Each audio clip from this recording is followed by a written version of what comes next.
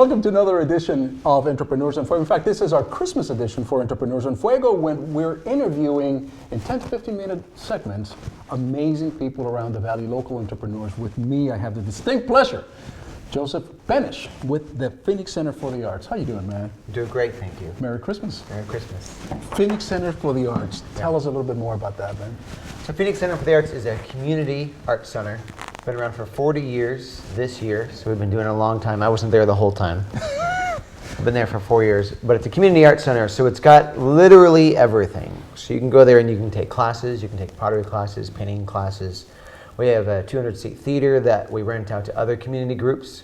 So they'll put on plays for the family, they put on burlesque shows in there. Anybody can use that space. We also are a bit of an arts incubator as well. We have 10 arts organizations that are either smaller and just need an office and some rehearsal space, or they're emerging. We have a lot of emerging arts organizations. It's a little bit of a point of pride that we can offer them affordable space, and we meet monthly and we talk. So it's just that community space that welcomes everybody, whether it be for the classes, for the performances, for the rooms, for the conversations. So that's been our success, is all that put together. Why is it that whenever there's a budget crisis, arts and education are the first one to go, when in fact it should be probably what sustains our society? Because the way that I see it, art as we see it here at the office pile, we love artists and we don't incubate artists as you know, but in a way we love to promote the local artistry. Why is it that, since art and education are the glue really that holds our society together, why do they get cut first? I'll tell you why I think the arts are always first to go.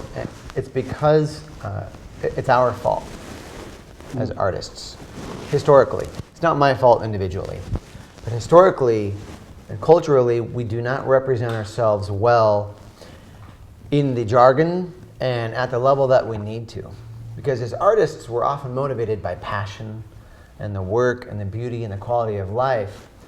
But the whole time, arts and culture have existed in our culture, and in every culture, jobs are created, the value of space is improved, whether it's a house, a building, or a neighborhood.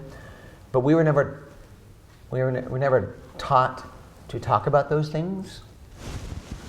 So when decision makers are looking at where are you going to cut budgets, there were no metrics on the value of the arts, the literal and economic value of the arts, the jobs that were being cut. And so it was easy to target us because we didn't speak in those terms. We weren't taught that in college. We were taught to paint, to breathe, to play, to dance, but nobody taught us that. So for decades, if not centuries, we have inadvertently made ourselves martyrs. And, we're in it just for the art. When if you look back on neighborhoods across the country, your successful cities across the country, your successful cities across the world, what you said is absolutely true, and you can see it now looking back, that the arts are vital to the success of those cities. Is the glue. Mm-hmm. Is the glue that binds, is the emulsifier, if you will, that keeps us together. Because we can appreciate art, and, you from your point of view, from your perspective, from your prejudices, from your past, much like I. But art is art. And that's the conversation piece that will teach us to tolerate each other, to understand each other, and to, again, be a society. Right. And so to go forward, we just have to do a better job of educating our artists, at least a little bit on some of that jargon or some of that impact, so that way we can all have those conversations that really show the value of the art, both in the quality of life side, the cultural side that keeps us together and talking, whether we like it or not, keeps us talking about it, keeps family history there, and the jobs and the economic development. So with the Center of the Arts, you feel that there is a move actually to make us as a society and to the political establishment to understand that, hey, if you kill us, if you cut us, what you're really doing is undermining us as a society. Mm-hmm. Mm-hmm. And thankfully, I think the arts as a sector are learning this. There have been a few studies recently that talk about the economic impact of the arts in Phoenix and Arizona. It was done, I think, in 2012, and just the arts sector. So this wasn't the whole creative economy. This wasn't food, this wasn't fashion, this was just mostly your performing arts. In the city of Phoenix, 4 or 5 years ago, was $300 million impact a year in the city, $500 million impact statewide. Wow. But when you look at our neighbor, New Mexico, they did a much more comprehensive survey over the creative sector, because creativity, spans a lot of people in a lot of sectors. I mean, the arts are at the core of that. So they did food, performing arts, visual arts, fashion, and when you looked at that whole creative economy, you're talking about a $4 to $5 billion economic impact on their state, which could be easily compared to our state in a lot of ways. Those are numbers that make people sit up and take notice. Absolutely, absolutely. All right, so how did you come into the community, the Center for Arts here in Phoenix? How did you get there? A lot of luck and a lot of hugs and and passion probably for what you definitely did, man. passion, Because yeah. I can feel it right now. I mean, you're talking about. I throw you kind of a political statement as far as the art's concerned, because myself, I have a passion for the arts, and I can just hear it in you. It's like, we are making an impact. Don't cut us. We're here to stay, and the art's here to stay. Yeah. So is it, or was it that passion really that drove you into this particular job with the Center of Arts? Yeah, and that's the fun part, is I am still very much driven by my passion that made me an artist first. I have a theater background. So I moved here when I was 19 and acted all around town. Are you acting now? No, not right now. You're getting the real thing. but we're all acting all the time. And there we go, because we're trying to sell something. For our families, when we go to church, when we go to our jobs, But no, I mean, hopefully that's the same person, the same act throughout, Of course. Then you break through to the real person. So I have a theater background, but part of that passion now as an arts administrator is the frustration I have with myself for having given away that art for so many years. I acted in a lot of community theater, and I was acting for free. So as an artist, how could I value my sector if I happen to be talking to, a politician or a business owner, and they say, well, how should we value your art? And I say, well, I don't know, I'm giving it away for free. That's a non-starter. Yeah. So it's still the passion I have for the arts. Arts are what kept me in school. I was actually going to drop out of high school my senior year, and I got in the school play, and that's what kept me in school.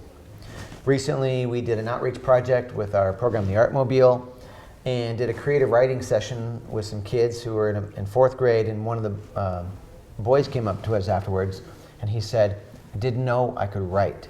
Man. He'd been struggling with writing. The English language is messed up. We have all of this grammar and syntax and exceptions and everything. Right. And he was struggling, but given a pencil and a piece of paper and told to just write whatever was in his mind or in his heart, he enjoyed writing for the first time. And that may or may not impact him for the rest of his life. That now he knows he can write. Maybe he can't follow our bazillion rules, but he can write. So I'm fueled by all of that. Is there a way to that we can find some kind of reconciliation between technological advances in social media, Twitter, Facebook, where we're dominated by the 143 character expression, vis-a-vis a nice redaction of this is what I did last summer. Give me a 5-page summary. Is there a way that we can reconcile that technology with this? Yeah, I think there is, and I think you're doing it right now by letting us tell our story. I'm happy to say that Phoenix Center for the Arts, we have waiting lists now for many of our classes, for our pottery classes, for our painting classes, for some of our photography classes. We have creative writing too. So as long as we're giving these institutions, small and large, space, and as long as we're doing a good job about reaching out to the community, saying, hey, you can come here and make art together and interface with people, that will, I think, help keep that in balance. Not that we should shy away from the technology, because I love technology. Sure. But I think as long as we are, again, learning to value the arts for what they are, both personally, internally, and externally as a community and as a city, as long as we're focusing on both of those and talking about both of those, then I think we're going to be okay. I went and saw the Nutcracker this last weekend, man. I was front and center. It was such a beautiful, beautiful, beautiful play. Mm-hmm. And I never realized Tchaikovsky's, when the play came out originally about 123 years ago, it wasn't a hit. Huh, I didn't know that. It wasn't a hit. In fact, all Tchaikovsky's music was derided. It was just That's terrible. That's an awful score. Right. But you know, and that happens with art, right? I mean, Yep. sometimes we don't appreciate it until it kind of seasons a little bit. Yeah. You know? In the community center, a lot of these programs, are they free? Are they paid? Who pays for all these programs? How can we get there? Yeah, so most of our classes are paid. They're tuition based. So because we want to be able to pay our artists, Sure. of course. So most people will pay for a pottery class, a painting, a metals or a mosaics. And I'm sure they're incredibly affordable. I mean, We have, I'm happy to say, the most affordable classes in the state, if not like the western region. Nice. That's very much thanks to our partnership with the city. We have a great relationship with the City of Phoenix Parks Department. We have a great mayor who's behind us all the way and behind arts and culture in general. So that balance, you know, we're in a city building, they give us a great deal on the building. We keep the classes affordable, everybody wins. So the citizens have access to affordable arts and culture classes. We do also offer free classes through our Artmobile program to children and families in low-income communities. And that takes literally free arts classes out to community centers. We bring the arts and the artists and the supplies, they bring the people, and I have to do fundraising for that, but it's happy fundraising, happy asks. That's cool. I'm going to put in touch with there's one of our members who she's trying to develop this business and personal etiquette program that I think would be phenomenal to teach to some of the underdeserved and underprivileged sectors of our society here in Phoenix, where this class will teach how to behave, how to comport yourself in front of a business meeting or with other individual, from how to shake your hand. I mean, all those little things that we're kind of, maybe because of this technological advance, because of this detachment that we have now with technology, I'd rather text you than pick up the phone and Right. call you, that we're kind of forgetting. And so that's, I think, would be a phenomenal addition to what you folks are doing. I would love that. We invite the police through the community action officer to every event to give them opportunities to engage with the youth. And I also often talk about how the arts are not a silver bullet. They're not the only answer. I love the arts. The arts are what kept me in school. They drive my passion. But my wife is a chemist. You know, she's this really smart scientist who plays with acid and chemicals and metals. And you play with paint and acting. And Yeah, you know, but together we make, you know, I think a good family, Sure. you know, and our kids get exposed to both. And for me, that's what it's about. It's about all the above. So my Nice. job is to talk about the arts, the connection it brings, the opportunities, but only as one piece of the pie. I also played sports in school. So some kids are gonna, and people are gonna connect through sports, some are gonna connect through science, some are gonna connect through arts. But to be a successful city and a successful society, we've got to have it all. So things like this etiquette program might be a really cool fit too. I haven't heard of anything like that here in Phoenix in particular. Yeah. They have the cotillion classes, of, you know, in some of the larger cities. But this, I think, it's probably necessary. Business etiquette and personal etiquette, how to comport ourselves with other people, being courteous, staying hand, just those little basic things that I think we're forgetting. I took a pottery class when I was a senior in college. It was like my last semester in college. I'm like, I'm done with microeconomics. I'm done with all the hard classes. I was a failure, man. My thing just blew up in the kiln. And that's my admission right there. That would be me too. Yeah. I have a theater. I can stand up and talk and give you a monologue, but I couldn't draw a picture the same way. Joseph, man, thank you so much for coming in here. Merry Christmas, my brother. We're gonna be really reaching out to you, and if we can have anything that we can do here with the Top Foundation and here at the Office Pile in connection with Phoenix Center of the Arts, man, I'm at your service. Thank you. And with that, Likewise. let's act this out. We're out. Yes. Yeah.